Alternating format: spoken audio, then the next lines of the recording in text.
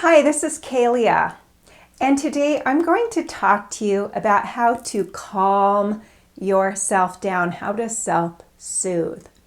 For many of you who have anxiety, who have panic, who have PTSD symptoms, you might not know how to really calm yourself down, and there are things that really work for this. So I'm going to give you 5 different ways that you can self-soothe when you're experiencing panic or anxiety.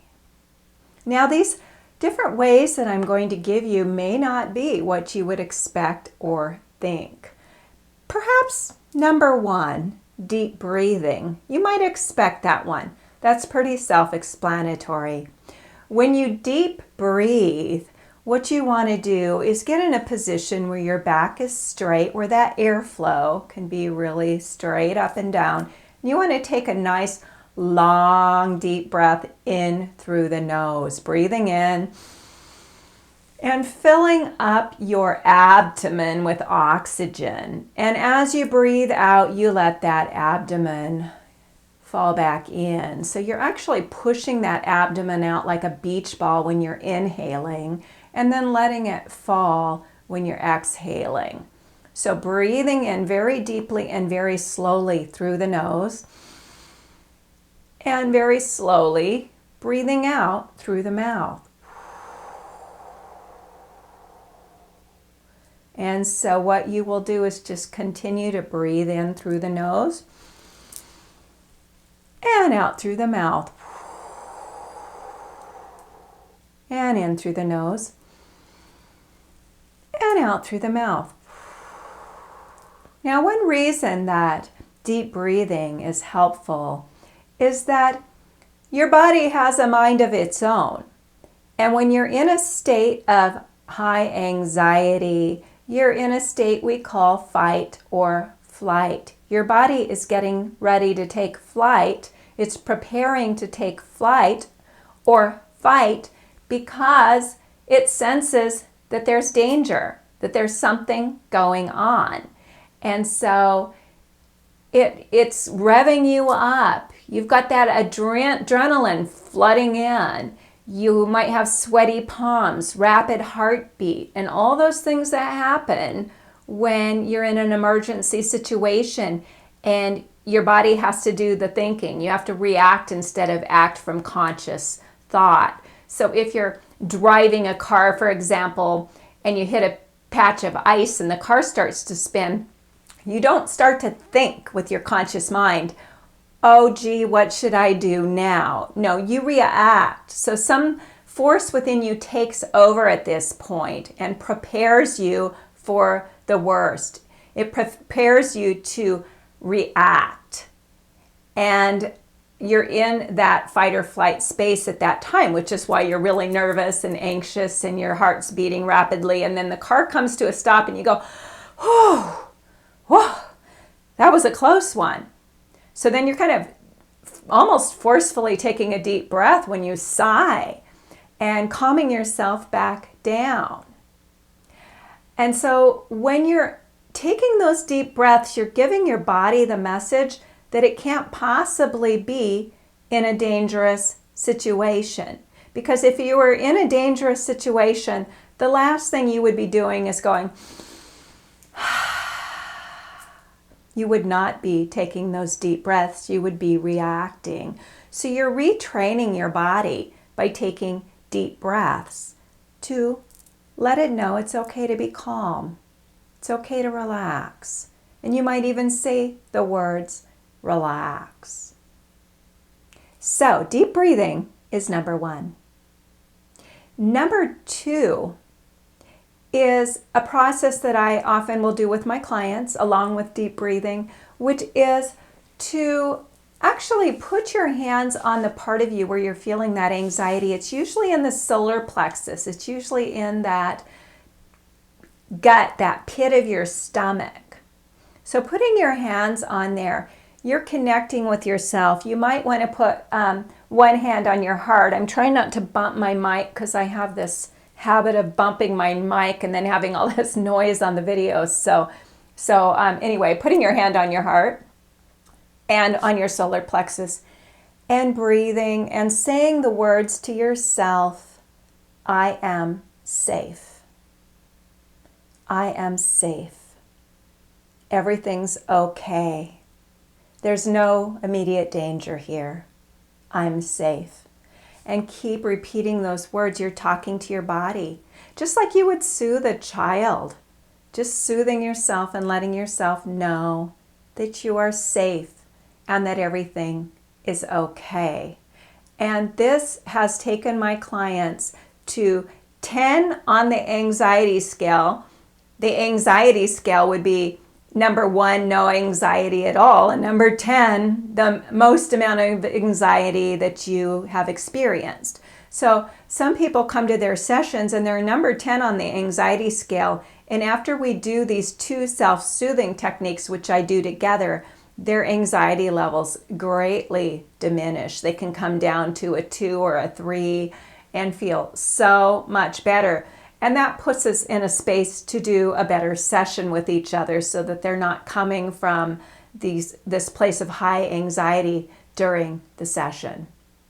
Now, there's a couple other self-soothing methods that are used on children that help children to calm down after a traumatic event. One of them, here I am again trying to not brush into my microphone, is to cross your arms in front of you and put one hand on one arm and the other hand on the other arm.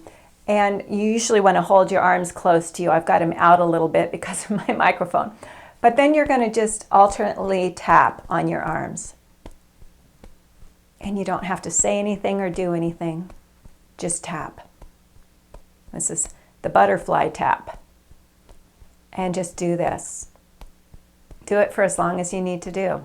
And see if you notice your anxiety levels coming down. Another way that they use with children to self-soothe is putting one arm under your arm and the other one over and just holding yourself this way. So it's just a way of just holding yourself. Holding yourself is underrated. We really need to spend more time holding ourselves. This is self-love. So just holding yourself, you can rock if you want to. And just spending some time hanging out in this place. And see if your anxiety levels don't come down. So we've got 1, breathing. 2, that putting your hand on your belly and talking to yourself. 3 is the butterfly. 4 is to hold yourself. And the 5th way for you to calm yourself down when you're experiencing high anxiety is a little counterintuitive. And that is you're actually going to spend that energy.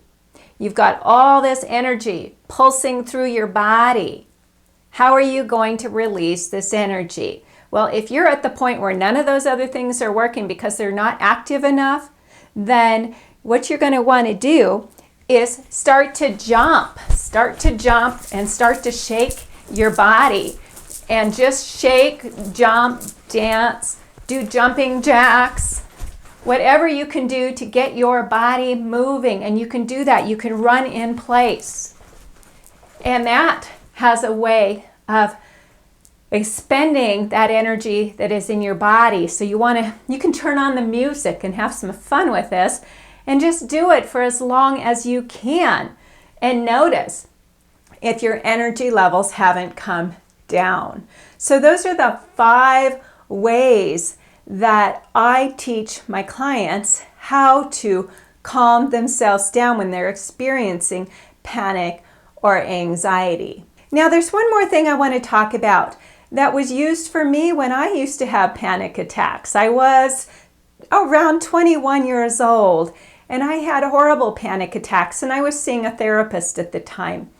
And he used hypnosis on me quite a bit. Hypnosis does work, but we're talking about things that you can do by yourself that aren't dependent on another person.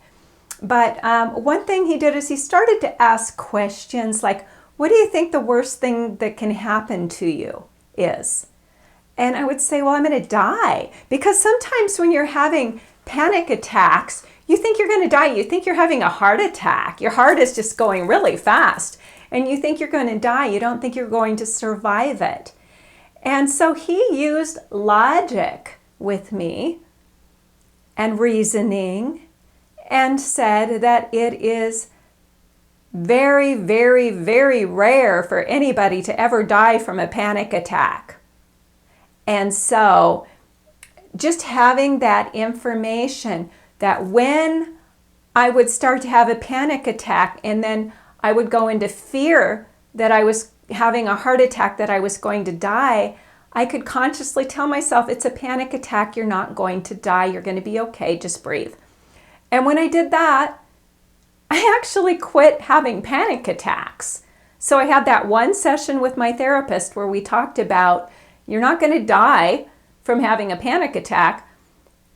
I had one other panic attack that started after that and then never had panic attacks after that. So just having that information, because sometimes our minds make it worse because we imagine the worst and then we just really work ourselves up and it gets worse and worse. So remember, your mind is your friend. You have to use your mind to your benefit and talk to your mind, talk to your body. Let yourself know everything's okay. You're not going to die. You're just having a panic attack. You're just having anxiety. And that anxiety is often from something that's already happened. So most of my clients are coming from trauma, from narcissistic abuse trauma or other trauma. And that trauma has already happened. It's in the past. It's not happening right now. But the body doesn't know that it's not happening right now. So whatever that anxiety is, we often think it's because of something that's happening now or something that's coming, something that's happening in the future that's going to happen. So we have a lot of anxiety about the future. But most of that anxiety that you're experiencing, it's post-traumatic stress. Post. The trauma is already in the past. It's already happened, but your body hasn't gotten the memo. Our subconscious mind really doesn't know the difference between what happened yesterday, what's happening now, and what's going to happen in the future, because on a subconscious level, there's no time. Everything's happening right now. And so in linear time, the trauma that you're experiencing already happened. It's in the past. But the body didn't get the memo, meaning the body still thinks that it's happening now and it's reacting as if that trauma is happening now. So what you have to do is inform that body and that's why I teach that one method where you calm yourself down and say, it's okay, you're safe. Let the body know it's safe. Let the body know that there's nothing happening right now by communicating safety to your body and by deep breathing on a regular basis. That way you're notifying yourself, you're notifying your body that everything's okay right now. And it really is. Now I have a lot of clients that will come to me that are really worried about what's coming, what's going to happen, or even what's happening right now that's out of their control. Well, it's useless to really spend your time worrying about something you don't know about or something that has yet to happen. You have to be able to trust your innate inner wisdom to be able to deal with things that happen in the future, that are going to unfold in the future.